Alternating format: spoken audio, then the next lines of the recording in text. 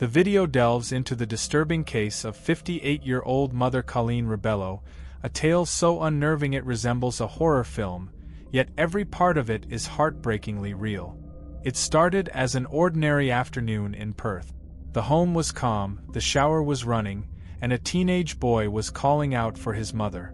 But she never replied. What he discovered behind the bathroom door was baffling.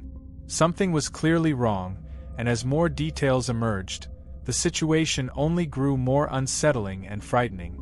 From the outside, Andre Rebello's life in Perth seemed picture-perfect. He shared a modern home with his partner, Gracie Piscopo, and their young son, giving the impression of an idyllic family life. Anyone scrolling through their social media pages would have assumed they were a flawless couple, stylish, successful, and living large. But behind the curated images and polished posts lay a far more complicated reality. Andre and Gracie first crossed paths in 2015. He fell for her almost instantly, even though he had just turned 19, born in 1996. Gracie, determined to build a future for herself, had previously worked as a gym receptionist. But her life shifted dramatically when she began sharing personal photos online, thanks to her confidence, beauty, and strong work ethic. Gracie managed to grow an enormous online following, transforming herself from an ordinary employee into a highly influential figure earning around $170,000 a year. The lifestyle that followed was glamorous. Her success allowed her to splurge on designer clothes, take luxury vacations, and stay in high-end hotels. Andre, who once stood outside this world, was quickly drawn into it. Together, they documented nearly every moment of their adventures, sharing images of shopping sprees, luxury cars, and breathtaking views from around the globe. Their audience admired the life they portrayed, featuring a stunning woman with a rising career, a supportive and athletic partner, and a baby who seemed to perfectly complement the brand they were creating. People living in lavish homes and driving the newest Range Rovers were often seen smiling, and Andre and Gracie fit right into that world. Yet Andre mostly stayed out of the spotlight while Gracie's fame continued to soar. The brand deals, campaigns, and financial decisions soon became overwhelming, leading Andre to make a significant decision. He paused his university studies to work full-time helping Gracie grow her influencer career. He took on the role of assistant managing contracts, sorting through partnership offers, and overseeing her finances. Despite the level of responsibility he carried, Andre earned only about $20,000 a year in the role. Although he occasionally appeared in her photos and videos, Gracie remained the centerpiece of their online presence. Life seemed to improve even more after their son was born. The baby frequently appeared in their content, helping Gracie break into the highly profitable world of parenting endorsements. Their feed was soon filled with ads for baby products, lifestyle brands, and sponsored collaborations.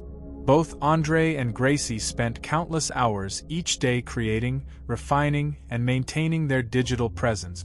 Still, Andre longed for something of his own. He began exploring cryptocurrency, a world far removed from Instagram filters and perfectly staged photos.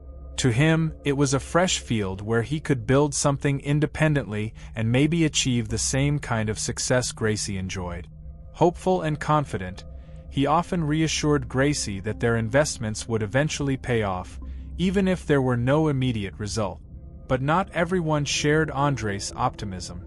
His mother, Colleen, grew increasingly concerned as his social media presence expanded. He was changing, becoming someone she barely recognized, and it left her uneasy about the path he was taking. As a mother of 4, 3 sons, and 1 daughter, Colleen valued stability and education, and she had hoped her children would choose careers built to last. When Andre dropped out of college to manage Gracie's growing influencer brand, Colleen's worries deepened. She viewed the social media world as unpredictable, a place where fame could fade quickly and where youth and appearance often dictated success. She feared that competition, time, and shifting online trends would eventually push them out of the spotlight. Colleen often confided in a close friend about her concerns. She couldn't shake the feeling that Andre was trading long-term stability for short-lived rewards, chasing a lifestyle that felt unstable at its core. Still, as a devoted mother, she continued to support her children's choices. After her marriage ended in 2010, she worked as a teacher and raised her family on her own. Despite the challenges, she managed to nurture her children with love, guidance, and strong values. Once they were grown, Colleen decided to pursue her own ambitions. She returned to school and proudly completed her degree in 2020, opening the door to a new career in healthcare. She looked toward the future with excitement and optimism. But at 58 years old, that promising future was suddenly and tragically cut short. On the morning of May 25, 2020, the day began like any other. Colleen chatted with some of her children. Her youngest son, Fabio, was still living at home, and her daughter Monique had moved back in while completing her paramedic training. Colleen's house was close to the training center, making her commute easy. That morning, Monique and Fabio prepared for their day as usual. Colleen drove Fabio to his part-time job at a nearby grocery store, just as she did every morning at 10 a.m. She always picked him up at 2 p.m., but that afternoon she never showed. Fabio called her 13 times with no answer. Even though the walk home was only 10 to 15 minutes, the silence on the other end of the line filled him with growing anxiety. Colleen had never once forgotten to pick him up. She was always punctual, always dependable. Something felt off immediately. Aside from mild heart issues and Hashimoto's thyroiditis, both of which she managed carefully, she had no major health concerns. Fabio tried not to panic, but something didn't feel right. The house was unusually quiet when he walked inside. Then he noticed the sound of the shower running. For a moment he felt relieved, thinking she might have simply lost track of time. Still, it felt odd. He called out to her, but there was no response. He said her name again, louder this time. Still nothing. Feeling increasingly uneasy, Fabio slowly approached the bathroom door. He normally wouldn't intrude, but the silence was too unsettling to ignore. Colleen was in the bathroom, but she wasn't standing or moving. She was on her knees, slumped awkwardly against the tiled wall, completely still. Something was clearly wrong. She looked terrified. Fabian pulled her into the center of the bathroom and quickly covered her with a towel. He called 911 with trembling hands and tried to revive her, performing CPR until help arrived. As he worked, he noticed details that didn't make sense. The shower water was warm, but her skin was cold, and her face and neck had taken on a bluish-gray hue that frightened him. Once the paramedics arrived, the doctors took over, but there was nothing they could do. Colleen wasn't there. Fabian immediately messaged his sister, Monique, urging her to come home as quickly as possible. His fear felt justified, and he needed a family member with him. He also tried reaching out to their older brother, Andre, but got no response. It wasn't until Monique arrived around 3 p.m. and contacted Andre herself that he learned Gracie and their young son had finally gotten inside the house. Everyone was stunned and heartbroken. Fabian and Monique had both spoken to Colleen earlier that morning. She had been calm, alert, and entirely herself. There were no warning signs, no strange symptoms. Nothing at all that hinted at trouble. Yet just a few hours later, she was gone. An examination was done, but it offered no clarity. The cause of her death remained a mystery. Her children struggled to accept, almost couldn't accept, that their strong, healthy mother was suddenly gone. Naturally, they focused on the odd details and the small things that didn't add up. Colleen always removed her gold watch before showering, yet Fabian found it still on her wrist. The same was true for her earrings. She never wore them in the bath. For some reason, she had also failed to place the non-slip mat inside the tub the way she always did. Instead, it was draped over the side. These weren't minor quirks. They were part of her routine, habits so consistent that only those closest to her would even notice. But on that day, every one of those routines was broken, and the police found no signs of forced entry. All the doors and windows were locked. Nothing appeared to be missing, and there were no signs of forced entry, foul play, or an obvious cause of death. With nothing concrete to go on, police concluded that Colleen had died of natural causes. Her family was heartbroken, but at the time, they felt powerless to challenge the ruling until everything shifted a few weeks later. Out of nowhere, an auto insurance company contacted the police. They weren't investigating Colleen's death. They suspected a possible insurance scam. During an internal review, they discovered that someone had submitted paperwork that appeared to be forged. The person they identified as responsible was Andre Rubello. What unfolded next was shocking. Andre had taken out 3 separate life insurance policies in Colleen's name. Just 1 week before her unexpected death, Andre had taken out those policies. Together, they were worth over $1 million, and every cent was designated to go directly to him. None of his brothers were included in any part of the inheritance. After Colleen passed, Andre moved fast. He contacted each insurance company, attempting to file claims. 2 of them immediately became suspicious and denied the payout. The timing between the policies being activated and Colleen's death was simply too unusual. A 3rd company continued reviewing the case, but they asked for additional documentation. From there, the errors kept piling up. On one form Andre submitted, Colleen's date of birth was incorrect. It listed his birthday instead. An unbelievable mistake. Other documents were sent in quickly as well, but they also appeared inconsistent and suspicious. It appeared as though her medical records had been altered.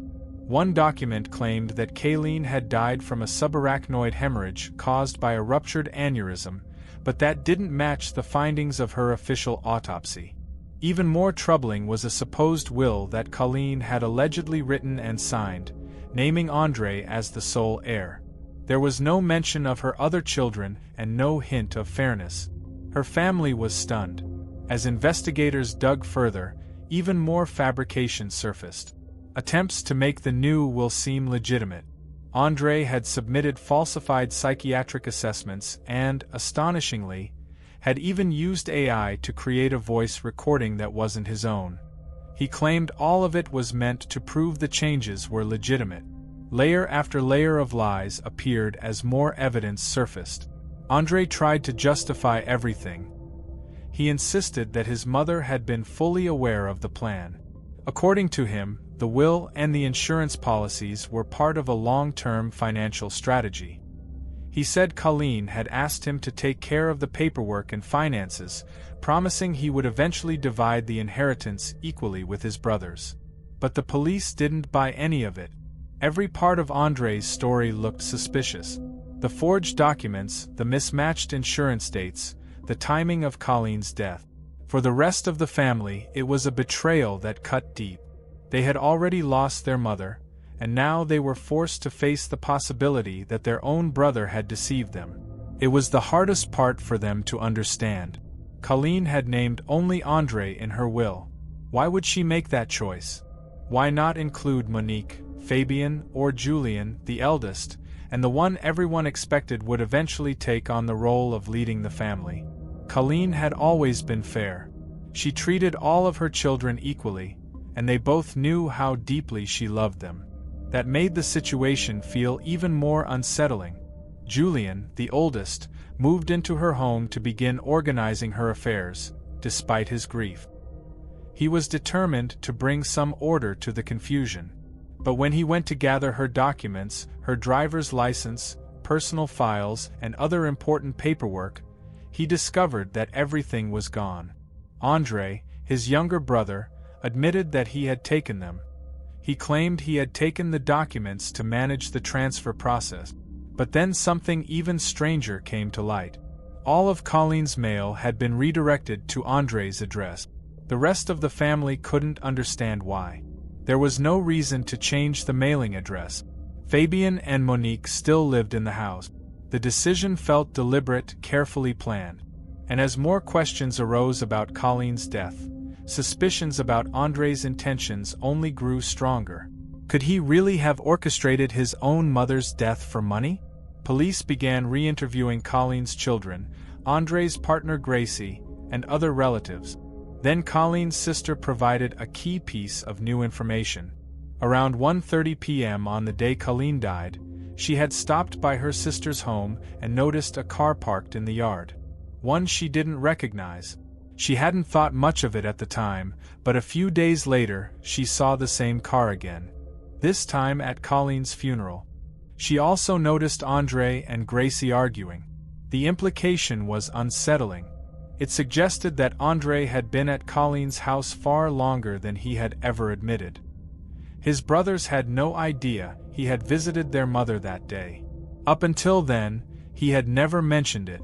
When police questioned him, Andre claimed he had been at Colleen's home on the morning of May 25th and stayed for about 45 to 50 minutes. He said she hadn't seemed happy. According to him, she was anxious about aging and had occasionally hinted that life didn't always feel worth living. He used this explanation to justify the life insurance policies he had taken out in her name, claiming that Colleen had asked him to safeguard the family's finances. But Gracie had a different version of events from that day.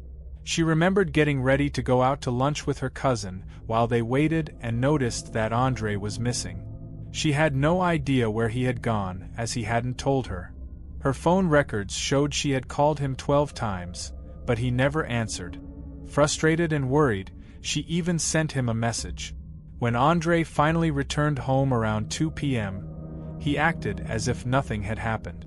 Gracie was confused, but she didn't press for an explanation before they eventually left for lunch. She also remembered one more unsettling detail. Andre had messaged his mother asking if she could watch their son that evening. Police found this strange, especially given what would occur just hours later. Growing increasingly suspicious, investigators obtained court approval to conduct covert surveillance on Andre and Gracie's home. They installed a hidden camera in the living room and an audio device in the bedroom. Over the next 3 months, they monitored conversations, hoping to uncover something revealing. The recordings made one thing clear: Gracie had no idea about the insurance policies. When she learned the truth, she was furious and confronted Andre. Not only was her job at risk, but her reputation was on the line as well. If she were connected to such a scandal, her sponsorships and business deals could collapse. During one conversation, she warned Andre that he would face jail time if the truth about his mother's death came out. Andre, however, seemed unconcerned. He was confident the insurance money would be paid, and had even begun planning to leave the country as soon as it arrived. Gracie and Andre's life looked perfect from the outside. They wore designer clothes, took luxurious vacations, drove a sleek white Range Rover, and lived in an impressive house. Yet when the police investigated their finances, the reality was starkly different. The luxurious house wasn't theirs. They were renting it for $880 a week. And the car? They didn't actually own it. The trips and purchases were funded, but much of their lavish lifestyle was just for show. In reality, they were drowning in debt, behind on $120,000 in bills. By the time Colleen died, they were months behind on rent and car payment. Gracie owed the government $40,000 in back taxes, and she hadn't even known about it. Andre had been managing their finances and kept all of this from her. Over 3 years, his cryptocurrency investments, once touted as their potential lifeline, had only yielded $22. Faced with mounting bills and the pressure to maintain the illusion of success, Andre began seeing a darker, far more dangerous path to solve their financial problems. One that could net them over $1 million. Andre had taken out 3 life insurance policies in his mother's name, listing himself as the sole beneficiary. His plan was to use the money to cover their mounting bills and to create the illusion that his failing cryptocurrency ventures had finally succeeded. After nearly 2 years, Andre was arrested and charged with his mother's murder in November 2022. His trial began in October 2024 and lasted 8 weeks.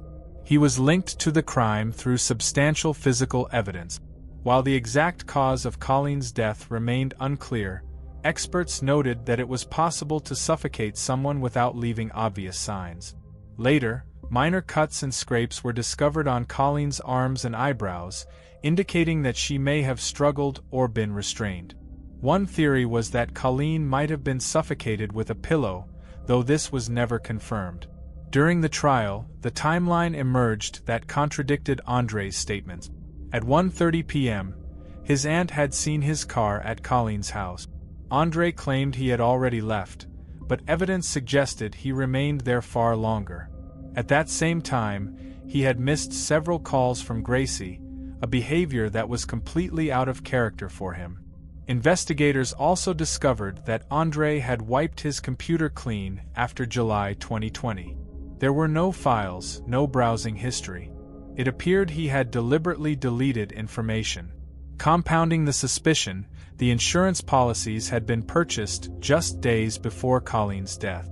Documents had been altered to cover up the crime, including a falsified will, fake medical records, a doctored psychiatric report, and even an AI-generated voice recording.